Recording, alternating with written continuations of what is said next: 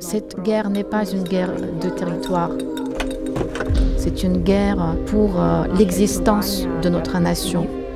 Les frontières sont des animaux nocturnes, elles bougent quand nous dormons, il faudrait toujours veiller. La guerre d'agression de la Russie contre l'Ukraine violente nos équilibres. Toutes les relations européennes se redéfinissent.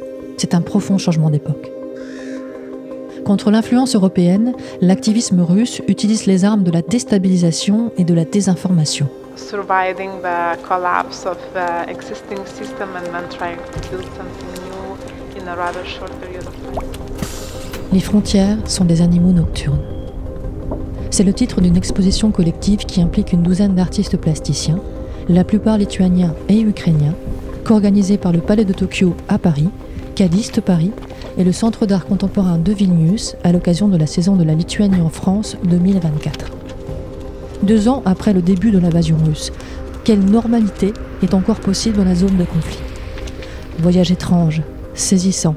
On suit alors la multitude de ruptures et d'ondulations provoquées dans le temps et l'espace par la guerre. Les frontières sont des animaux nocturnes. Elles bougent pendant que nous dormons. Il faudrait toujours veiller. Épisode 7, Chronique d'Ukraine. Le titre de l'exposition « Les frontières sont des animaux nocturnes », c'est un emprunt à un essai de Luba Jorgensen, qui est une Émilie Villet, co-commissaire de l'exposition. De la littérature, notamment des goulags, donc une littérature de la violence qui est basée en France depuis de nombreuses années. Au lendemain de l'invasion à grande échelle de l'Ukraine, donc en 2022, cette phrase complète, c'est « Les frontières sont des animaux nocturnes, elles bougent quand nous dormons, il faudrait toujours veiller ». C'est une phrase que j'ai lue pendant la préparation de l'exposition et qui m'a frappée par sa poésie et son réalisme, en fait.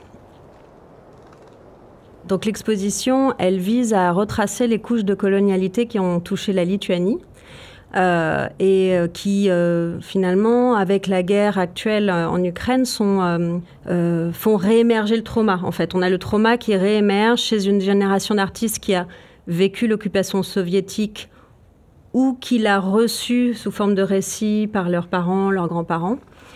Et donc, ce regard un petit peu nouveau d'appeler l'impérialisme russe une colonialité, enfin cette grille d'analyse qu'on est en train de quand même développer aujourd'hui et qui est nouvelle. Et puis après, voilà, l'autre partie du titre, ce sont les animaux nocturnes. Donc c'est aussi ce rapport à la nature qui est très fort dans des pays comme la Lituanie, qui fait partie des pays baltes, qui ont connu une christianisation très tardive, qui ont encore un très très fort rapport à la nature en fait, au quotidien, dans leurs croyances, dans leurs traditions. Et donc voilà, on avait dans cette phrase quelque chose d'assez complet. Les frontières sont des animaux nocturnes, elles bougent quand nous dormons, il faudrait toujours veiller.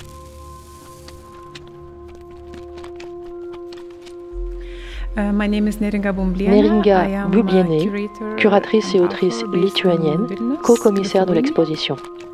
So for this exhibition, we were thinking that it is important to include 3 generations of artists, like Lithuanian artists. The first of which was being born during the Soviet occupation and lived for the majority of their lives during the Soviet period and built their careers during the Soviet period. Then there is a second generation who was still born during the Soviet occupation but built their careers after the country regained its independence in the 90s. I can tell you about the work of Anastasia Sosunova, who is an artist who was born in Ignalina in Lithuania, which is a kind of a peripheric town with a majority of inhabitants are Russian speakers, and her family as well. And for the exhibition, we invited Anastasia to devise a new artwork and to play with the space itself. Her work is exhibited in the first room at Palais de Tokyo, where the floor is unequal, so we have kind of different levels. And for security reasons, we could not leave it open, but had to devise something. So Anastasia is continuing her research on do-it-yourself series. It's kind of a practice that enables you to construct your own environment from the materials that you have. And in the work, she's referring to a businessman who started his career in the 90s and built the biggest chain of do-it-yourself materials in Lithuania. And interestingly enough, this entrepreneur also devised his own religion. So the artist is kind of, making a research, but also kind of thinking what does it mean and what is the relation between the two and what does it do to the society, and also kind of thinks of a transitional period of a country, becoming kind of surviving the collapse of the existing system and then trying to build something new in a rather short period of time.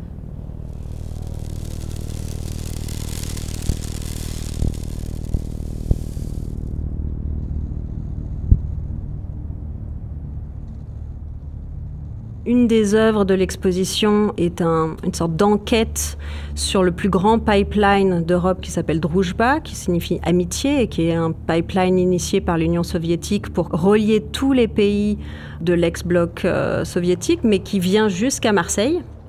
Et qui crée du coup une sorte d'interdépendance des pays du point de vue énergétique. Donc voilà un exemple très concret pour adresser ces territoires. Là, je trouve que d'intégrer des artistes ukrainiens dans l'exposition était incontournable. Leurs œuvres côtoient celles des Lituaniens avec des liens conceptuels, poétiques. C'est, je pense, la meilleure manière de faire passer ces messages en fait au public.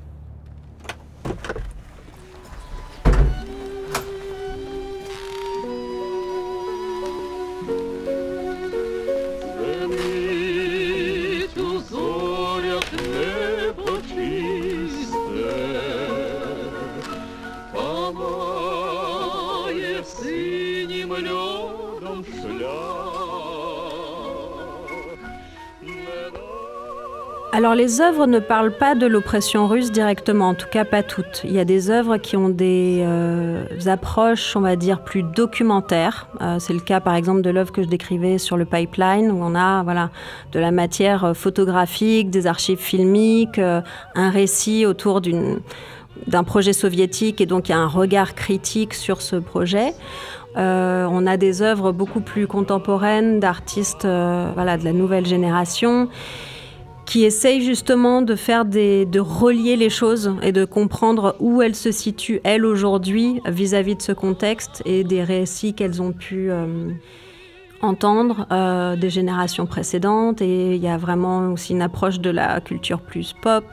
On va avoir beaucoup plus de rapprochements de matière, de choses un peu organiques, de la présence de la nature, qui sont des formes de résilience, mais qui ne sont pas des prises de position activistes directes. Il y a des artistes qui le font, mais c'est vrai que ce n'est pas le choix. Dans l'exposition, on a voulu garder quelque chose d'assez atmosphérique. L'exposition finit par ressembler un peu à une sorte de paysage, plutôt pour adresser l'état d'esprit dans lequel sont les personnes qui sont proches physiquement, géographiquement du conflit aujourd'hui, et l'angoisse qu'ils partagent. Ce qu'on cherche à faire, c'est recréer un contexte pour un conflit en cours. Je pense que le public n'a pas toujours en tête la généalogie des choses, des chapitres historiques qui ont fait qu'on soit arrivé à ce moment historique, qui se déroule en Ukraine, mais qui évidemment a des répercussions au niveau européen et mondial.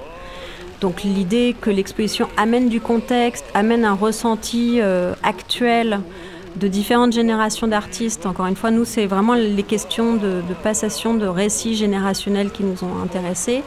Effectivement, l'exposition, elle est beaucoup plus de l'ordre du sensible qu'une illustration de la guerre. Je pense qu'on n'a pas besoin... Il y a beaucoup d'artistes qui font un travail magnifique et engagé à ce sujet, mais on a senti que ce n'était pas forcément ce qu'on souhaitait apporter. À nouveau, le fait de citer Luba Jorgensen, pour nous, était aussi une porte d'entrée dans encourager peut-être les gens à lire ce livre, qui est un petit essai assez court et qui justement est assez didactique sur les événements historiques et qui mêle justement aussi des ressentis très personnels et des souvenirs d'enfance. Donc on a voulu finalement revenir aussi un petit peu à la petite histoire et toucher en fait les visiteurs.